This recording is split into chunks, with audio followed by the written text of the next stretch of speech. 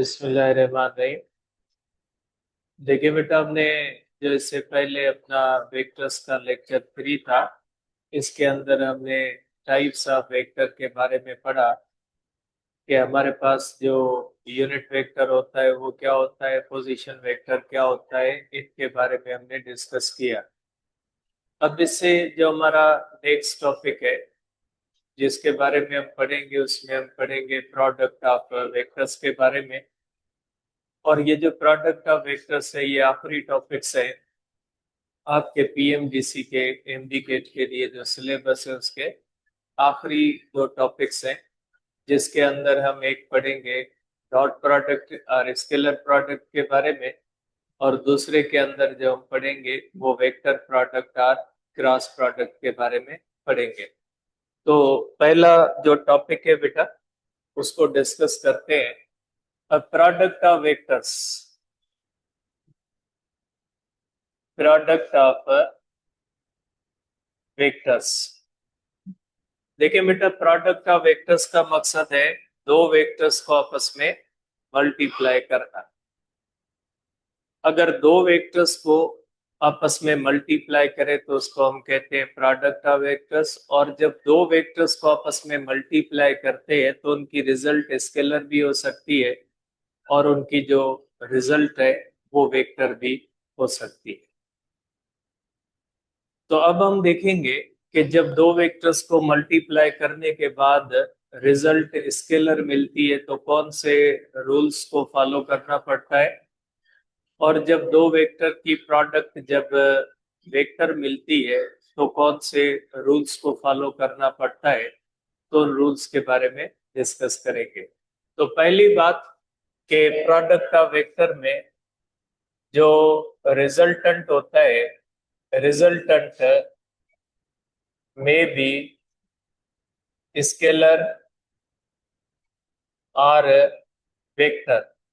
जरूरी नहीं हमेशा वेक्टर हो, जरूरी नहीं हमेशा स्केलर हो, स्केलर भी हो सकता है, वेक्टर भी हो सकता है। एग्जांपल आप देख लें कि आपके पास बहुत सारे एग्जांपल्स है इस चीज के।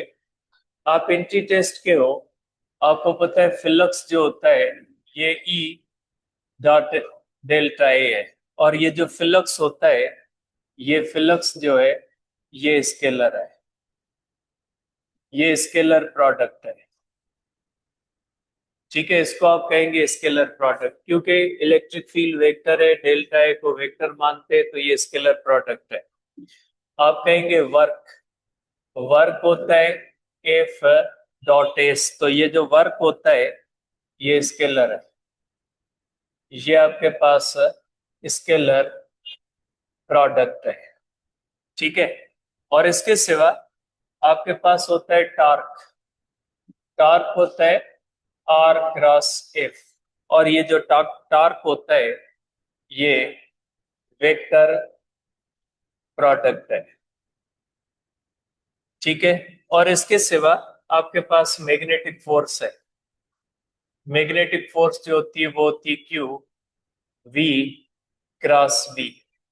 ठीक है, ये मैग्नेटिक फोर्स जो होती है ये भी आप कहेंगे कि ये वेक्टर प्रोडक्ट है। मैंने सिर्फ दो दो लिखे हैं, और भी बहुत सारे एग्जांपल्स है स्केलर प्रोडक्ट और वेक्टर प्रोडक्ट के। सिंपली आप कहेंगे कि अगर दो वेक्टर्स आपस में मल्टीप्लाई होके आपको रिजल्ट स्केलर देते हैं तो दो वेक्टर की ऐसी प्रोडक्ट को हम कहते हैं स्केलर आर डॉट प्रोडक्ट। और अगर दो वेक्टर्स आपस में मल्टीप्लाई होके वेक्टर देते हैं तो ऐसी प्रोडक्ट को हम कहते हैं वेक्टर प्रोडक्ट और क्रॉस प्रोडक्ट। आप इसमें ये कह सकते हैं। ठीक है, अब इसके अंदर जो पहली करेंगे वो आप करेंगे स्केलर प्रोडक्ट।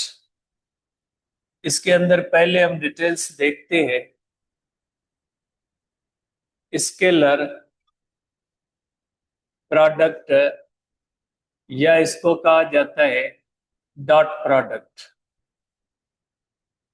ठीक है, अब देखिए यहाँ पे जब मैंने स्केलर प्रोडक्ट रखी है तो मैंने मल्टीप्लिकेशन की सिंबल डॉट इस्तेमाल की है, और जब मैंने क्रॉस प्रोडक्ट, जब मैंने वेक्टर की प्रोडक्ट लिखी है तो यहाँ पे मैंने सिंबल क्रॉस इस्तेमाल किए।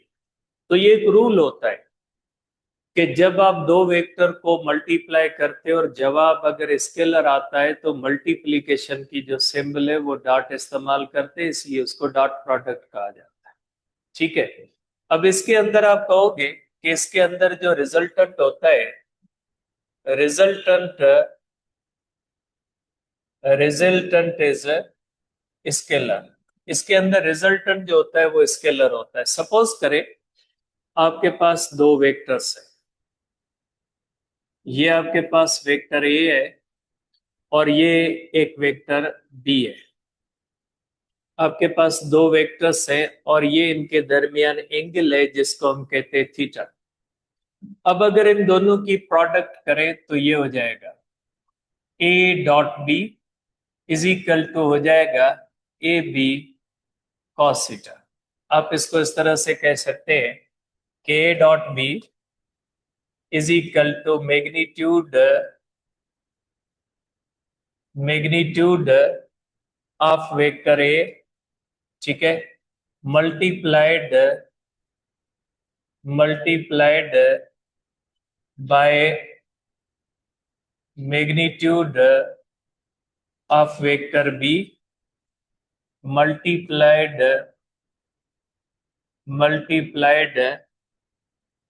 Bye similar cosine in the positive direction. ठीक है। ये जो होता है इसको वर्ड्स में इस तरह से लिखते हैं, magnitude of A magnitude of B multiplied by similar cosine between positive direction. ठीक है। तो ये जो होता है ये फार्मूला होता है कि जब दो वेक्टर्स आपस में डॉट प्रोडक्ट करते हैं तो उनके अंदर कॉस थीटा आती है। जब कॉस थीटा आती है इसका मकसद है दो वेक्टर के दरमियान डॉट प्रोडक्ट मैक्सिमम तब होगी जब कॉस की वैल्यू मैक्सिमम होगी।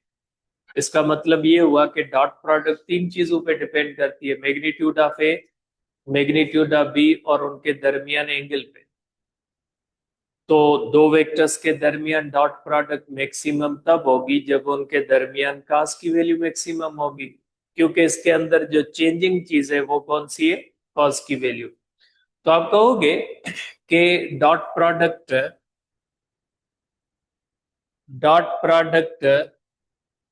इज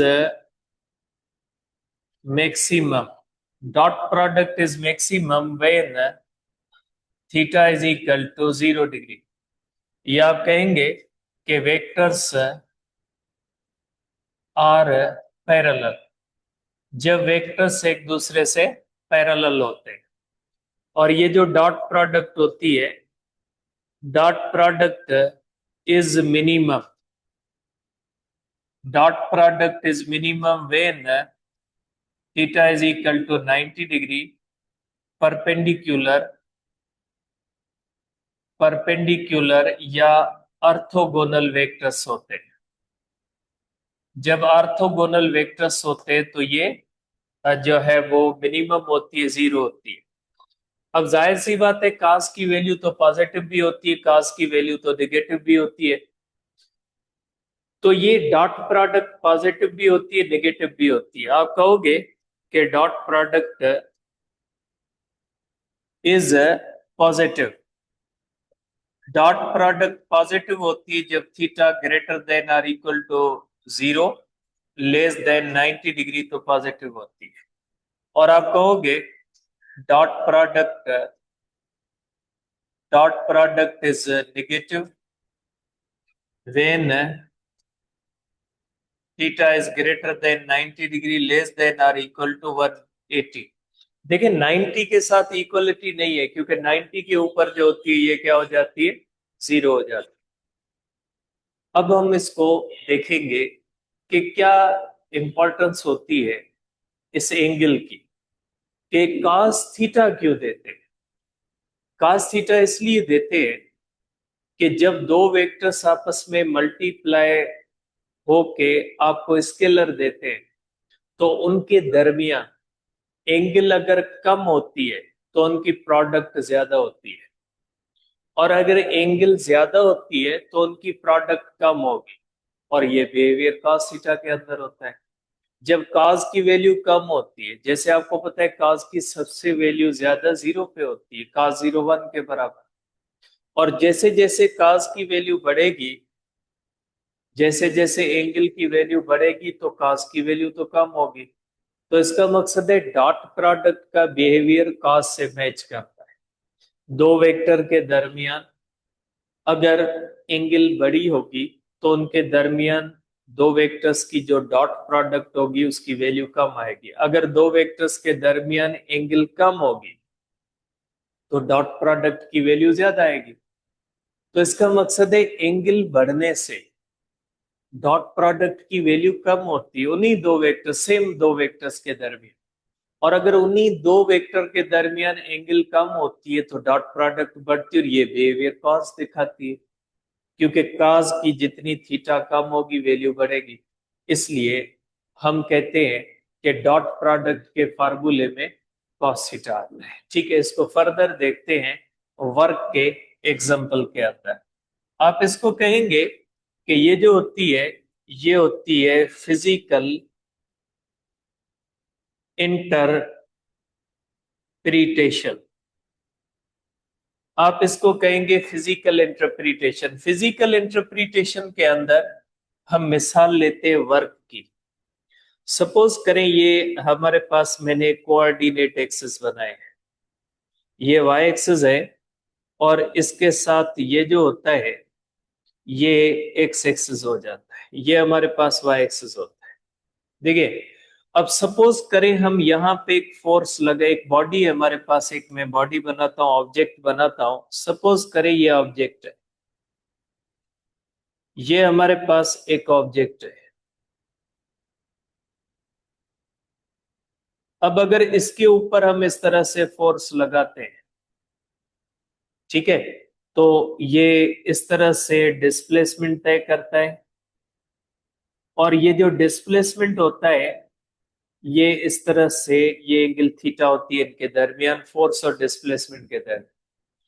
आप एक बात नोट करोगे कि अगर आप जितना फोर्स और डिस्प्लेसमेंट के दरमियान एंगल ज्यादा रखोगे उतना वर्क आपको कम मिलता है।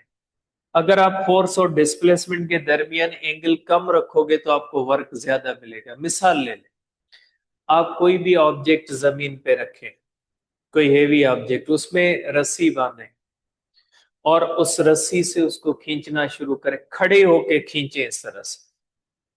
फिर आप क्या करें, बैठ के उसको खींचे। आप महसूस करोगे जब आप किसी भी चीज को खड़े होके खींच रहे हैं तो आपको ज्यादा फोर्स लगानी पड़ रही है, डिस्प्लेसमेंट कम हो रहा है। जबकि अब जब बैठ के किसी चीज को खींचोगे तो कम फोर्स पे ज्यादा डिस्प्लेसमेंट आएगा। वो इसलिए क्योंकि जब आप बैठते हैं तो फोर्स के दरमियान और डिस्प्लेसमेंट के दरमियान एंगल कम हो जाती है और आपको ज्यादा वर्क मिलता है। जब आप खड़े होके यही काम करते हैं तो फोर्स के दरमियान और डिस्प्लेसमेंट के दरमियान एंगल ज्यादा होती है तो आपको कम वर्क मिलता है। इसीलिए डॉट प्रोडक्ट के अंदर कॉस थीटा आती है। ठीक है, तो ये इसको आप इस वर्क के एग्जांपल के थ्रू देख सकते हैं। फर्दर आप कह सकते हैं कि dot product follows commutative law. Dot product जो होती है वो कम्यूटेटिव लॉ को फॉलो करती है। कम्यूटेटिव लॉ का मकसद क्या होता है, ए डॉट बी करें या बी डॉट ए करें, जवाब पे कोई भी फर्क नहीं आएगा, सेम आएगा। ठीक है, आप इसको जो है वो इस तरह से कहेंगे कि तरतीब चेंज करने से, डिस्प्लेसमेंट को इधर बनाए या फोर्स को इधर बनाए, अगर सेम एंगल है तो वर्क पे कोई भी फर्क नहीं आएगा। इसको आप प्रोजेक्शन के सेंस में भी लिख सकते हैं। सपोज करें आप इस तरह से लिख सकते हैं, a dot B is equal to A B cos theta. आप इसको लिख सकते हैं a into b cos theta, और बी कॉस थीटा को कहा जाता है projection of be on to the direction of a. ये जो b cos थीटा है ना, इसको आप इस तरह भी लिख सकते हैं। आप कहेंगे b a is equal to projection of b onto the direction of a. और ये जो होता है projection of b onto the direction, ये होता है बी cos थीटा। मकसद वो कंपोनेंट बी का जो ए के डायरेक्शन में, आप इसको इस तरह भी लिख सकते हैं B dot delta is equal to B A cos theta. आप इसको लिखेंगे बी ए cos थीटा। अब ये ए cos थीटा क्या हो जाता है, ए cos थीटा होता है projection of a onto the direction of b. इसको आप लिखोगे is equal to projection of a onto the direction of b. तो ये हो जाएगा a is equal to a cos theta. इसको हम कहते हैं प्रोजेक्शन सेंस में।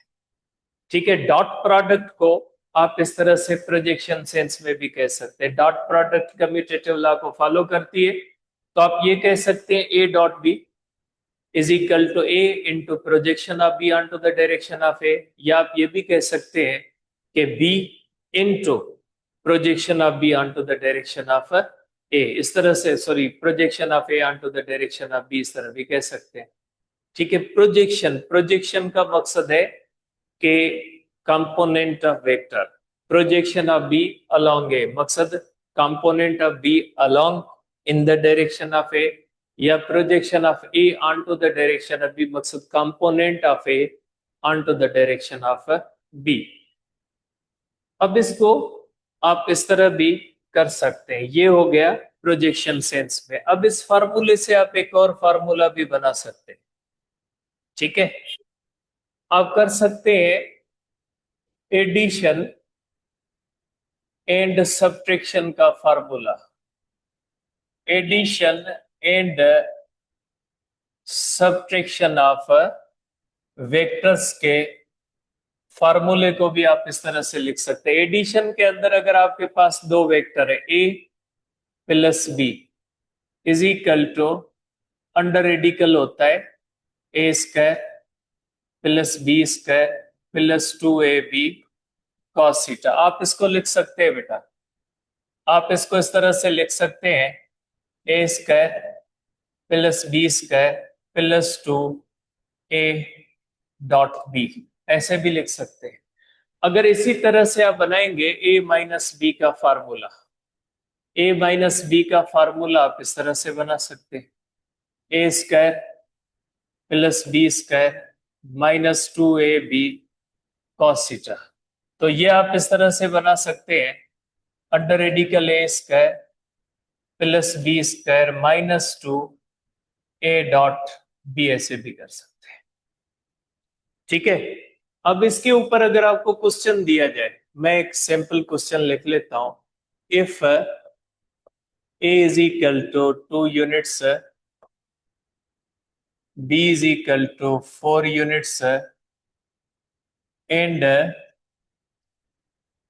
angle between and, आप इसको इस तरह से कर ले, and a dot B is equal to, ठीक है, 4 यूनिट्स। ठीक है, then find resultant of a plus b. Find magnitude कर दे, magnitude of resultant of a plus b. ठीक है, ये जो है ये फाइंड करें ये कितना होता है, इसका मैग्नीट्यूड फाइंड करें। तो आप कर सकते हैं कि जो मैग्नीट्यूड होता है a plus b is equal to under radical 2 square plus आप कर सकते हैं 4 square plus 2 a dot B is equal to 4 is equal to हो जाएगा 4 प्लस 16 प्लस 8 अंडर रेडिकल 28। ठीक है, यूनिट्स ये आ जाएगा आंसर। अगर आप a माइनस बी करोगे तो सिंपली यहाँ पे ये आ जाएगा, a माइनस बी का जो जवाब आ जाएगा 4 plus 16 minus 8 is equal to हो जाएगा आपके पास, ठीक है, ये आपके पास हो जाएगा, अगर आप करेंगे 8 तो ये हो जाएगा आपके पास मेरे ख्याल में 12 यूनिट्स हो जाएगा। ठीक है, तो ये आप कर सकते हैं, सॉरी 20 यूनिट्स होगा मेरे ख्याल में। ठीक है ना, ये हो जाएगा आपके पास, सॉरी 12 यूनिट्स हो जाएगा। तो आप करेंगे बेटा कि आपके पास ये जो हो जाएगा ये 12 यूनिट्स हो जाएगा। तो इस तरह से डॉट प्रोडक्ट के फार्मूले को आप इस्तेमाल कर सकते हैं। इसके बाद डॉट प्रोडक्ट है, dot product, dot product between unit vectors. जो यूनिट वेक्टर्स होते हैं उनके दरमियान जो डॉट प्रोडक्ट होती है, जैसे for example I dot I, तो ये हो जाएगा आई आई कॉस थीटा। आई होता है 1 इंटू 1 और कॉस 0 1 इज इक्वल टू 1, क्योंकि आई और आई के दरमियान एंगल 0 होती है। और इसी तरह से J dot J is equal to 1 और के dot K is equal to 1। लेकिन अगर अपोजिट हो, I dot J is equal to J dot K is equal to K dot I, अगर इस तरह से होंगे तो इनकी 0 होगी, क्योंकि ये परपेंडिकुलर है और परपेंडिकुलर के दरमियान जो डॉट प्रोडक्ट होती है वो 0 होती है। आप इस तरह भी कर सकते हैं कि dot product, dot product, dot product between, dot product in terms of, dot product in terms of components. अगर आपके पास कंपोनेंट्स दिए गए, एक वेक्टर ए है is equal to A X I A Y J plus A Z K, और आपके पास एक वेक्टर बी है is equal to B X I B Y J plus B Z K, तो आप करोगे A dot B is equal to A X into B X आपस में करोगे, प्लस आप करोगे A Y into B Y आपस, प्रूव भी कर सकते हैं लेकिन एंट्री टेस्ट के लिए इसको प्रूव करने की जरूरत नहीं, डायरेक्ट मैं फार्मूला लिख रहा हूं। प्लस हो जाएगा ए जेड इंटू बी जेड। ठीक है, आप इसकी भी एक मिसाल ले सकते हैं, आप इसको भी मिसाल में ले सकते हैं कि सपोज करें आपके पास है 2i प्लस 2j माइनस के, और बी है आपके पास i minus J plus 3k। तो अगर आपको कहा जाए कि A dot B is equal to 2 into 1 is equal to 2 plus into minus minus 2 into 1 2 minus into plus minus ये होगा 3, तो ये हो जाएगा कैंसल -3 यूनिट्स। ठीक है, तो ये माइनस में आया। माइनस का मकसद क्या है?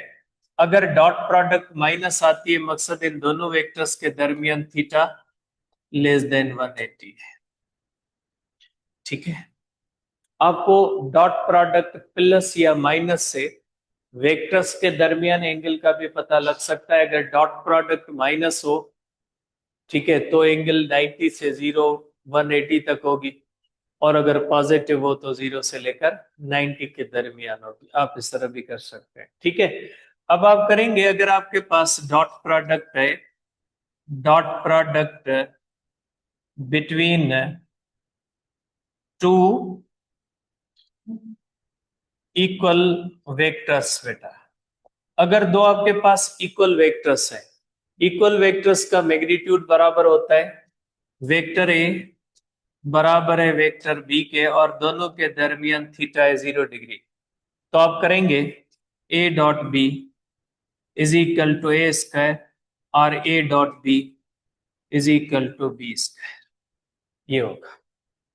ठीक है, अगर दो इक्वल वेक्टर्स है और उनके दरमियान, जाहिर है इक्वल वेक्टर्स का मैग्नीट्यूड भी बराबर होगा, एंगल भी क्या होगी एंगल भी 0 होगी। अब इसके ऊपर मुख्तलिफ क्वेश्चंस होते हैं, उनको डिस्कस करते हैं बेटा क्वेश्चंस को। क्वेश्चन नंबर 1 है, मैं इसके अंदर एक डेटा लिख लेता हूं। If a is equal to 2i plus 2j plus k, b is equal to 2i plus 3j plus 6k। ठीक है, मैंने ये जनरल डेटा ले लिए। अब इसमें क्वेश्चन 1 हो सकता है आपके पास, क्वेश्चन 1 ये हो सकता है कि फाइंड ए डॉट बी, तो ये मैंने कर दिया है। ए डॉट बी का मैंने तरीका आपको बता दिया है। ठीक है, दूसरा क्वेश्चन कौन सा हो सकता है इसके अंदर? दूसरा क्वेश्चन ये हो सकता है इसके अंदर कि find angle between, find angle between A and B. दो वेक्टर के दरमियान एंगल आपसे पूछी जा सकती है, तो एंगल का कौन सा हो जाएगा? A dot B is equal to A B cos theta. ठीक है, अब ये कॉस थीटा हो जाएगा, cos theta is equal to A dot B upon magnitude of A magnitude of B. Magnitude of A निकाल ले, 2 square plus 2 square plus 1 is equal to 3 units होगा। ठीक है, मैग्नीट्यूड ऑफ बी निकाल ले, 2 square 3 square 6 square is equal to 7 units आ जाएगा। ठीक है, आप रखें theta is equal to cos inverse A dot B. A dot B 2 into 2 4 plus into plus plus 2 into 3 6 plus हो जाएगा 1 इंटू 6 6 अपान हो जाएगा 7 इंटू 3, तो थीटा हो जाएगा कॉस इनवर्स, ये होगा 16 अपान 21, ये आ जाएगा आपका आंसर।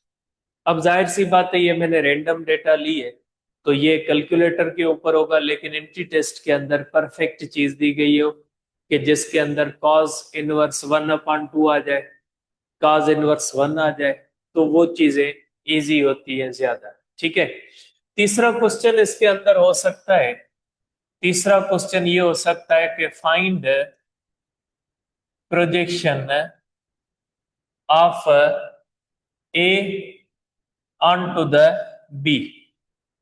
ये भी हो सकता है projection of A on to the direction of B, या projection of be on to the direction of A. तो इसके अंदर आप किस तरह से करोगे? Projection of A on to the B is equal to हो जाएगा ए कॉस थीटा। आप करोगे इसको A dot B, A dot B is equal to A B cos theta. Projection किसके बराबर हो जाएगा? ए डॉट बी, ठीक है, upon magnitude of B is equal to A cos theta. आपको पता है ए कॉस थीटा किसके बराबर होता है? Projection of A on to the direction of B. ये आ गया, तो अब आप कर सकते हैं projection of A on to the direction is equal to A dot B upon magnitude of B. A dot B हमने कर दिया, ए डॉट बी का जवाब कौन सा आ जाता है? 16 आ जाता है। ठीक है, 6 प्लस 6 प्लस 4 सही है, ये हो जाता है 16 अपॉन मैग्नीट्यूड ऑफ बी कितना होता है? 7। तो आप करेंगे कि projection of A on to the direction is equal to 17 upon ये हो जाएगा, ये आ जाएगा जवाब। अगर b projection of be on to the direction of a हो तो डिवाइडेड बाय ए कर दे, कोई मसला नहीं। इस तरह से ये हो सकता है।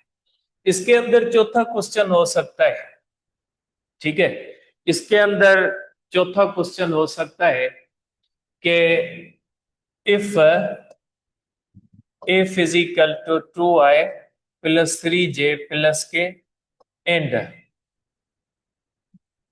S is equal to i minus j plus k, find work done.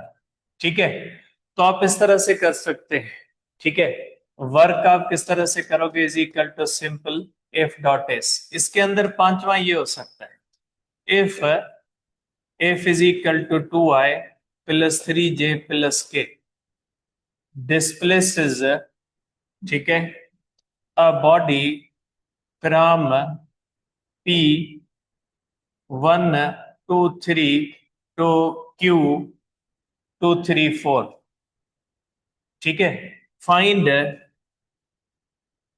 Work done, find work done, ठीक है। अब किस तरह से करोगे, ठीक है। आप करोगे R1 is equal to I plus 2J plus 3K, क्योंकि हमने पढ़ा था पोजीशन वेक्टर के अंदर ये जो होता है R1 होता है, और जो Q होगा R2 is equal to 2I plus 3J plus 4K, ये हो डेल्टा R हो जाएगा is equal to R2 minus R1 X2 minus X1I plus Y2 minus Y1J plus Z2 minus Z1K, ऐसे करोगे। और फोर्स आपको दी गई है, और सिंपली जो वर्क होगा वो हो जाएगा if dot delta, dot product कीजिए, ठीक है। ये हो जाएगा आपके पास X1, ये हो जाएगा X2, ये हो जाएगा Y1, ये हो जाएगा Y2। सिंपल है, ऐसे करना आपने, इस तरह से जो है वो फाइंड करना है आपने, ठीक है। तो ये आप कर सकते हैं, ठीक है, ये आप कर सकते हैं। इसके अंदर एक और भी क्वेश्चन है, ठीक है। एक और क्वेश्चन है 6, if A is equal to 2I 2J plus K, then find vector, then which of the following, ठीक है, which of the following is perpendicular to A, ठीक है। आप करेंगे कि ए के परपेंडिकुलर कौन सा, इसमें ऑप्शंस जब दिए गए होते हैं ना तो ये इजी होता है। सपोज करें इसके अंदर दिया जाता है first option 2I minus 2J, ठीक है, और ये हो जाएगा प्लस 2K, और बी ऑप्शन अगर आपको दिया जाता है कि 4I, ठीक है, माइनस 2J, ठीक है, और माइनस 2K, ठीक है। तीसरा और चौथा ऑप्शन भी दिया गया होगा, मैं दो ले रहा। अब आप क्या करोगे, अब अगर दो वेक्टर परपेंडिकुलर है तो डॉट प्रोडक्ट 0 होगी। आप डॉट प्रोडक्ट करें, ये हो जाएगा 2 इंटू 2 4, 2 इंटू 2 4, 4 माइनस 4, लेकिन ये बचेगा 0 नहीं आएगा। देखिए 2 इंटू 4 8, प्लस इंटू माइनस, ये माइनस का 4 माइनस का जो है वो आप कर सकते हैं कि आपके पास एक, इसको आप कर ले, इसको आप कर ले -4, तो -4 into 1 -4, minus into minus minus, minus into plus, -2 into 4, minus के भी 8 प्लस के भी 8, इसकी और इसकी डॉट प्रोडक्ट 0 आएगी। देयरफॉर ये ऑप्शन जो है वो सही है, ये ऑप्शन सही होगा, ठीक है। क्योंकि इसको अगर डॉट प्रोडक्ट इसके साथ दोगे 0 आएगी, इसको दोगे 0 नहीं आएगा। तो आपने क्या करना है, जो गिवन वेक्टर है उसको डॉट प्रोडक्ट देनी ऑप्शन के साथ, ठीक है। इसके अंदर एक और क्वेश्चन भी होता है 7, if A is equal to 2I plus 2J plus K, find unit vector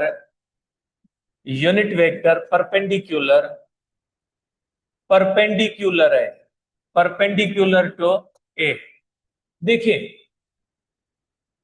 अब जो हमने पहले यूनिट वेक्टर किया था वो पैरेलल था, ये परपेंडिकुलर है। अगर इस तरह से दिया जाए, ए ऑप्शन के अंदर 4I minus 2J minus 4K, और बी ऑप्शन के अंदर दिया जाए, ठीक है, बी ऑप्शन के अंदर अगर दिया जाए तो आप करेंगे प्लस 4 20 56, ठीक है। 4 का होगा बेटा 16 प्लस 16, अगर इस तरह से किया जाए बेटा 4I अपॉन 6 माइनस 2J अब इसको डिवाइड कर लेते, मैं डायरेक्ट लिख लेता, 4i/6, मकसद 2/3 i, ठीक है, 2/6, ये हो जाएगा आपके पास जो है वो 1/3j, 4/6 -2/3 के, ठीक है। तो कौन सा होगा? आप देखेंगे इसको डॉट प्रोडक्ट दोगे इसके साथ तो इन दोनों की डॉट प्रोडक्ट भी 0 आएगी और इसकी भी डॉट प्रोडक्ट 0 आएगी, लेकिन ये ऑप्शन नहीं होगा क्योंकि आपसे यूनिट वेक्टर फाइंड मांगा गया है। ये परपेंडिकुलर जरूर है, ये वेक्टर ए से परपेंडिकुलर जरूर है, लेकिन ये खुद यूनिट वेक्टर नहीं है, ये परपेंडिकुलर भी है, यूनिट वेक्टर भी है, ये परपेंडिकुलर भी है, यूनिट वेक्टर भी है, क्योंकि अगर इसको डॉट प्रोडक्ट दोगे तो 0 आएगी और इसका मैग्नीट्यूड 1 आएगा, इसका मैग्नीट्यूड जो आएगा वो 1 आएगा, इसका मैग्नीट्यूड 1 नहीं है। क्या मांगा गया? Unit vector. जब यूनिट वेक्टर मांगा गया हो तो वो परपेंडिकुलर मकसद 0 भी दे और प्लस उसका अपना मैग्नीट्यूड भी 1 हो। ये 0 तो देता है लेकिन इसका अपना मैग्नीट्यूड 0 नहीं है, तो सॉरी 1 नहीं है। तो इस तरह से ये आप कर सकते हैं चंद क्वेश्चन जो मेरे माइंड में थे, जो सिंपल क्वेश्चन इसके अंदर हो सकते हैं, ठीक है। बाकी एक टॉपिक रहता है आपका क्रॉस प्रोडक्ट, इंशाल्लाह नेक्स्ट टॉपिक जो है वो लेक्चर के अंदर हम इसको डिस्कस करें।